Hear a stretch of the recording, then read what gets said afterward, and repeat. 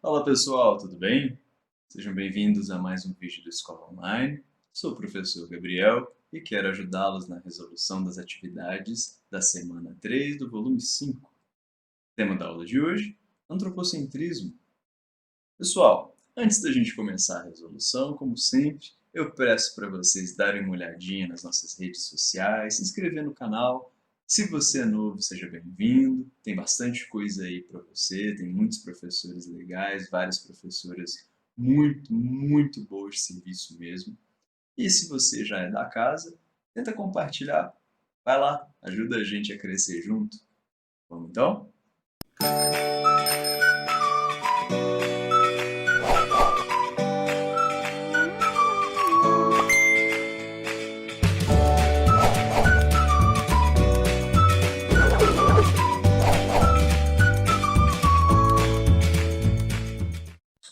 Pessoal, antropocentrismo. Essa palavra, antropocentrismo, vai te fazer pensar em algumas coisas, não é? Antropo, talvez não venha nada à sua cabeça quando se fala em antropo, mas centrismo, sim. Centrismo, você já vai pensar logo em algo no centro, não é verdade? Lembra da aula passada? Se você não lembra, volta lá e tenta assistir a nossa aula sobre teoria do conhecimento na Idade Média. Pois é, quando a gente ficou naquele blá blá blá inicial, eu comentei com vocês o seguinte: na Europa, durante o período chamado Idade Média, predominou pra caramba o modo de pensar, o modo de enxergar o mundo cristão. O entendimento cristão a respeito do mundo era dominante na Europa no período medieval. Né? Não só o cristianismo era religião mais difundida, como a própria instituição católica, a igreja, era a instituição mais poderosa ali no período medieval na Europa. Né? Tudo isso acabou gerando algumas consequências dentro do pensamento filosófico. Comentamos de São Agostinho, São Tomás de Aquino, pensadores cristãos medievais que influenciaram pra caramba as pesquisas, os pensadores e realmente a sociedade daquele período, né?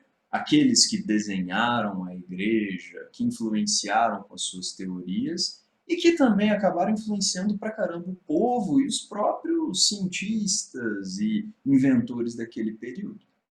A verdade, pessoal, é que durante o período medieval, o que predominou foi o teocentrismo. Sabe o que é teocentrismo? Esse é mais fácil. Vamos lá. Theos, lembra? Deus. Centrismo, né? Colocado no centro. Então, Deus colocado no centro. Teocentrismo. Aí está o antropocentrismo.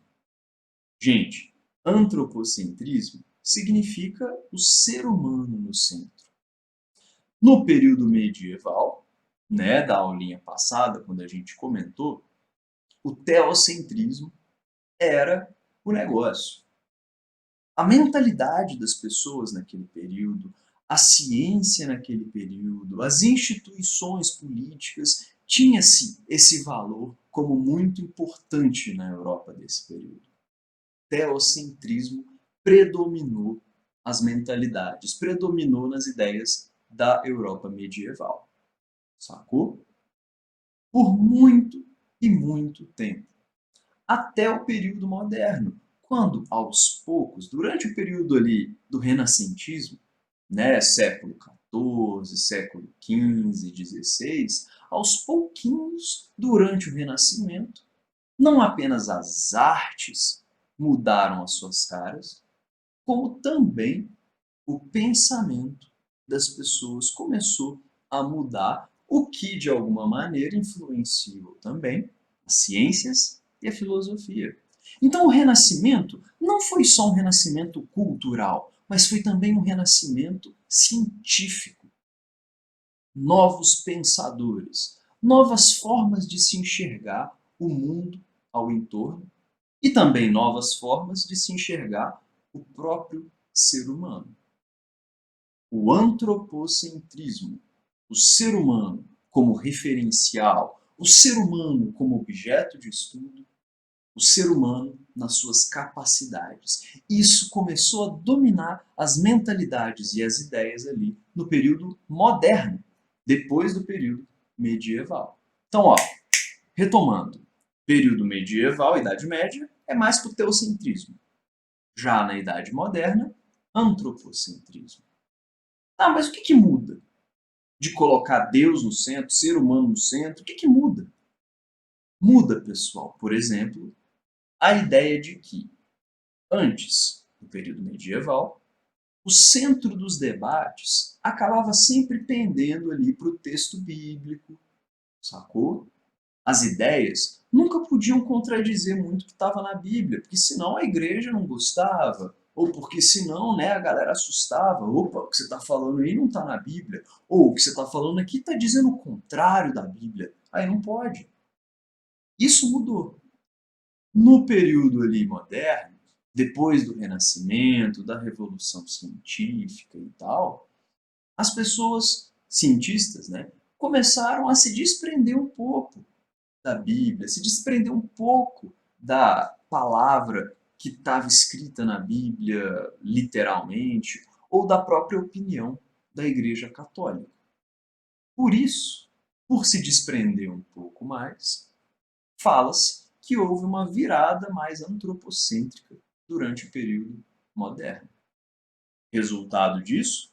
Uai, tá vendo ali no título da atividade 1, tal de revolução científica? Pois é, a partir do século XVI, principalmente, várias e várias ciências começaram a tomar uma forma um pouco diferente, né? Física, biologia, futuramente a química, foram se desprendendo mais do texto bíblico, ganhando autonomia. O pensamento do ser humano passou a ser mais valorizado na sua autonomia, tá ligado? De tirar suas próprias conclusões. Ah, não tá na Bíblia. Dane-se, tá aqui no meu cálculo. Observei com o telescópio. Ah, mas não tá na Bíblia. Mas tá aqui, ó. Olha aí, olha o telescópio. Olha o meu cálculo.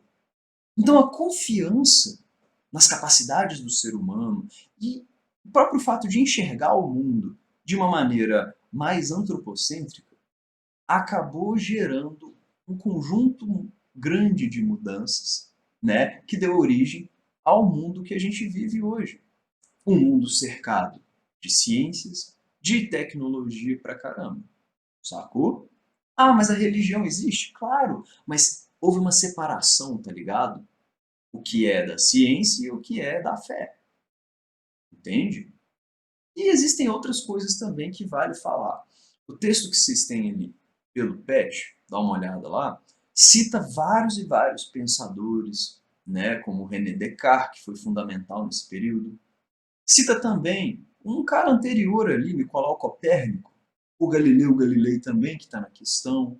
Então, assim, foi de tijolinho em tijolinho, do século XIV para o XV, para o XVI, para o XVII, e aos poucos o cenário científico e as mentalidades foram mudando para dar origem do jeito que as coisas são hoje, né?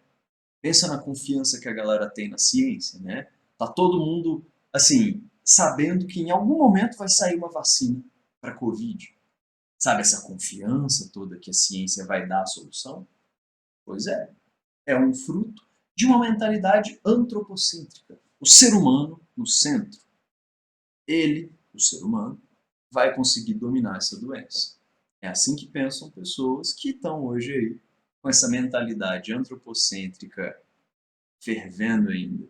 Uma mentalidade bastante resgatada e bastante fortalecida no período aí moderno que a gente está vendo na aula de hoje. Sacou? Para resolver essa questão, vamos dar uma olhadinha com atenção no enunciado. Bora lá. No contexto da Revolução Científica, levada a cabo no século XVII, as pesquisas de Galileu Galilei foram decisivas. Só um detalhe, pessoal. Né? Lembra que eu falei, né, de tijolinho em tijolinho mudou o cenário? Pois é, Galileu colocou alguns dos primeiros tijolos. E a Revolução Científica foi parte desse produto final, iniciado por Galileu e por outros. Então, repito, as pesquisas do Galileu foram decisivas, né, para que, então, se ocorresse uma revolução científica concretizada pra caramba no século XVII. Então, ó, a respeito da vida e da obra de Galileu, assinale a única alternativa que não está correta. Então, procura a falsa. Bora lá. Letra A. Galileu desenvolveu o telescópio a partir do aperfeiçoamento de lunetas e lentes. Sim, certíssimo. Galileu aperfeiçoou ali pra caramba essa ferramenta de observação do céu, né, dos astros, e ali isso permitiu ele pra caramba observar a Lua e os seus sucessores também, nesse trabalhinho interessante de lentes, observar mais e mais distante essa natureza. Então a letra A está certa. Letra B. Galileu elaborou teorias consistentes sobre o movimento dos corpos, sendo a lei da inércia uma expressão dessas teorias. Interessante. Está na linha. Letra C. Galileu foi submetido ao Tribunal da Inquisição para esclarecer suas opiniões a respeito do movimento do planeta Terra em torno do Sol. Sim. Você sabe o que é Tribunal da Inquisição? Não? Pergunta lá para o Mateus, mas para te adiantar, o Tribunal da Inquisição era uma instituição da Igreja Católica que servia para julgar e investigar denúncias de heresia. Sabe o que é heresia? Heresia é uma prática, uma ideia, que é contrária ao que a Igreja Católica pensa. Então, olha que doideira. Galileu teve que responder um processo dentro da Igreja Católica, pelo Tribunal da Inquisição, simplesmente porque ele falou um negócio, escreveu um negócio, que a Igreja Católica não concordava. Olha que doideira isso. É uma realidade. A Inquisição foi bastante forte no período medieval e no início do período moderno, nessa transição ali do teocentrismo dominando para o antropocentrismo ganhando força. Né? Galileu sofreu com isso, está corretinho aí a letra C. Letra D. Galileu colaborou diretamente com Isaac Newton na elaboração do livro Philosophiae Naturalis Principia Mathematica, de 1678. Errado. Pessoal, Galileu não colaborou diretamente com Isaac Newton. Isso meio que dá a entender que os dois trabalharam juntinhos, ombro com ombro, um do ladinho do outro, cheirando o cangote do outro. Não é verdade. Galileu veio antes do Isaac Newton. Sacou? Só que assim, os escritos que o Galileu deixou depois da morte dele, né? Newton pegou, leu, achou legal e desenvolveu o negócio do próprio punho. Sacou? Galileu já estava morto, ó, há muito tempo, quando o livro do Isaac Newton foi elaborado. Sacou? Então a letra D está incorreta. Mas vamos ver a E. Galileu conseguiu observar, por meio do telescópio, as imperfeições da Lua, como crateras que nela existem. Tranquilo. Letra D. Faz sentido? Atividade 2, pessoal. Questãozinha da UFV, aqui do lado de casa. Sobre a chamada Revolução Científica, marque a afirmativa incorreta. Então, mais uma vez, bora caçar aquela alternativa que está fora. Letra A. A lei da gravitação universal foi formulada por Isaac Newton a partir da teoria heliocêntrica e da teoria do movimento dos astros. Joia. Uma questãozinha que trata ali um pouco de teoria na física e tal, mas tá corretinho assim, fiz uma consultoria com o Camilo. Tá de boa. Letra B. O método da observação e da experimentação, aliado à razão matemática, contribuiu para o desenvolvimento das ciências modernas. Sim, igual a gente comentou lá atrás, né? Esse bagulho de você observar, fazer experimento, né? Lembra da gravidade? Você taca o trem do alto assim, e aí tá fazendo um experimento. Então, ó, observar, fazer experimento, aliado, ó, à matemática também, ao pensamento racional, isso colaborou para o desenvolvimento das ciências? Joia, perfeito. B tá certo. C. A Revolução Científica foi um movimento de legitimação do poder absoluto monárquico e de aumento do poder eclesiástico. Pô, pera lá. Como assim a Revolução Científica foi um movimento que, tipo, serviu para legitimar o poder do rei? Absolutismo? Não. E de aumento do poder eclesiástico. Você sabe o que é eclesiástico? É da Igreja Católica. Então a Revolução Científica foi um movimento, né, de aumentar o poder de rei e da Igreja? Ah, de jeito nenhum. Então essa letra C tá errada de cabo a rabo. D, vamos ver as outras. As novas descobertas científicas possibilitaram as grandes navegações e a ascensão da burguesia? Sim, com certeza. E as ideias racionalistas de Descartes e a física newtoniana influenciaram o pensamento iluminista do século XVIII. Correto. Então, ó, Descartes, Newton, lembra que a gente falou? De bloquinho em bloquinho, de tijolo em tijolo, o cenário foi mudando, ou como diria Newton, né? Eu cheguei até onde eu cheguei, apoiado nas costas de gigantes, né? Ou seja, né? Os pensadores, os cientistas do passado me permitiram chegar onde eu estou agora. Joia? O iluminismo do século XVIII foi bastante influenciado pela Revolução Científica. Feito. Só que como a gente está buscando a incorreta, a letra C seria a opção. Ok? Então por hoje é só, pessoal. Espero que vocês tenham aproveitado alguma coisa disso. Espero ter sido útil. Se você gostou, ao final, deixa um biscoitão para nós. Deixe um comentário se puder, compartilhe esse vídeo. Qualquer coisa está valendo. Ok? Muito obrigado e até mais.